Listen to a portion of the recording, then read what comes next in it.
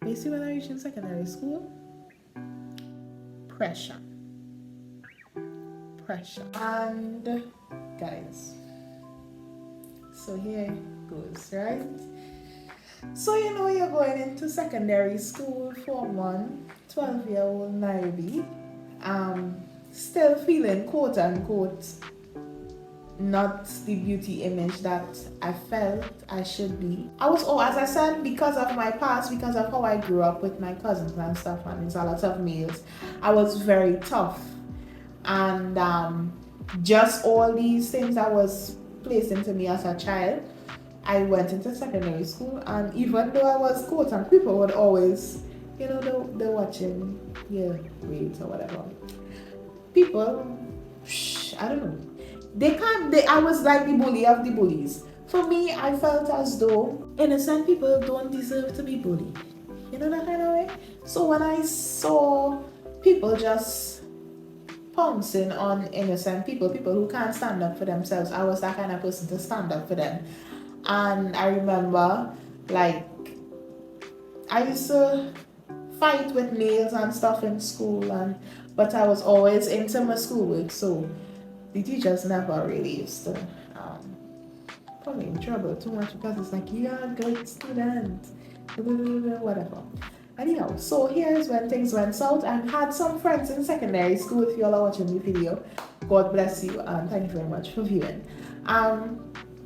So yeah, and it was like a clique, it was like about five. It started off as 5 of us, then it went down to 3 of us, and basically where we would say we came from the quote unquote ghetto. I used to live in a place called Kukurit, which is a known place for guns and drugs and all of those things. I wasn't involved with guns and drugs and stuff, but I moved to that area because of, yes, my 2 parents. I didn't grow up with my 2 parents, so that, I believe, contributed to me having a split personality, like it was just like on and off. And then I had to go live with my grandmother. I moved a lot, and that's something I have to say, like, with children, when children don't feel settled, I don't want to say I didn't have a place to call home, but it's just like your mind is like you're always on the move. It's hard to have a settling personality, and it make you a little thing. So I was living with my grandmother. I started going to secondary school, and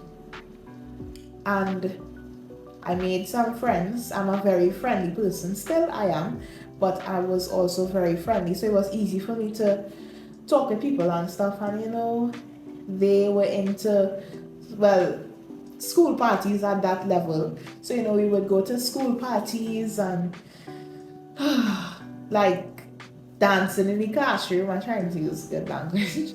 But if you know, right? So you would be dancing in his classroom and stuff like that, and getting into fights and always gossiping and stuff. I used to gossip. I still had like this voice in the back of my head that used to be like, if we could talk about people like this, and I can hear them talking about people like this, what about when I leave? Like, what you really saying about me, right? So I was really into gossiping and stuff like that. And I'm saying all of these things to say I started being very depressed in secondary school. This is the juice of the testimony. I started being very depressed in secondary school, just dealing with everything. I was just really overwhelmed. Being a teenager is not easy, and sometimes as a teenager, like teenagers have in their head what adults would say, right? And I was just like, YOLO, I think it's still going on. You only live once, or you have one life to live, stuff like that. So I used to try to fill this void. There was an emptiness, honestly, there was an emptiness. And I would think, okay, maybe if I go to parties, because every time I have fun, it's like I forget about all my problems. And after having fun, everything comes crashing down on me. As I said, I was really depressed, never really suffer with anxiety to that extent. But I was fairly brave in a sense. But the depression, like I trying to remember why I used to be so depressed. But yeah, just school and trying to find yourself. Secondary school level, the young people are trying to find themselves, and I was one of them who, I was trying to find myself, trying to find my identity and placing my identity and going into parties and stuff. And the first time I drank was in 2018, which was like a few months before I got saved. I got saved in 2018, July the 14th. Yes, 2018, July the 14th. And I don't know, boy. You see, the enemy. The year before that, right, I started going to church and thing, and I really was feeling the tug in my spirit to go to church. And I'm telling you guys, like, yes, I was a pastor granddaughter, but I didn't know no scriptures, and that was really embarrassing to me. And I remember going up, like I got an intervention from God, probably like in 2017. Before that intervention, I remember like looking back at videos, well, going to the future. So while I was saved, I was looking back at videos and I was like, oh my gosh, I remember this day, the day before, the hairstyle that I had. I went out and it was just so much madness happening. I saw so many things, and it was like really overwhelming, and nothing to glorify God, obviously. So yeah, you went to the movies, Movie Talk. Movie Talk is a place where all the young people, they're kissing, they're having sex in the theater, they having oral sex and all kind of stuff. And just being exposed to all those things, and then seeing myself on the church video the next day, the Sunday, I was like, oh my gosh, God, he really took me from my place. I'll come back to the past. So yeah, and I got touched from God. And I was like, wow, I need to get saved, I need to get my life right and stuff like that. When they asked me if I wanted to get baptized, I can't even remember. They asked me if I wanted to get baptized the year before. And things just started happening. And it was like people buying you free tickets to events. It was like really rough and really hard. And I feel like I was just getting more and more depressed on a different level. After I decided, okay, well, I want to come to God. Because, I was looking for God at the age of 13. I was looking for God. I was like, I felt the emptiness on the inside. I felt the void. I felt like something really missing in me. And I remember crying because I was so depressed. I was like, I feel like I want to have a purpose for living.